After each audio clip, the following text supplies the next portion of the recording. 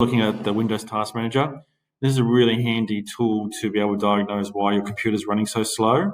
So the way you do this is you hit the key combination of Control, Alt, and Delete. So when you hit this combination, you'll be presented with Task Manager.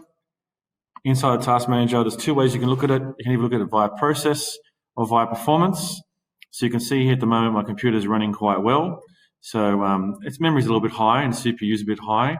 But if I want to terminate or stop a program, all I do is I select it, I right-click on it, and then I can go End Task. Now, if you want the visual view of it, you can go to Performance on the top here. And this is more useful for looking at the performance of a computer over time. Not as handy as the Processes tab, but if you're trying to diagnose any issues with your computer, this is the way to do it. And my advice would be to go to the Processes tab, and if there's any apps that are using most of your memory or CPU, you just right-click on it and you end it, and that usually solves most problems.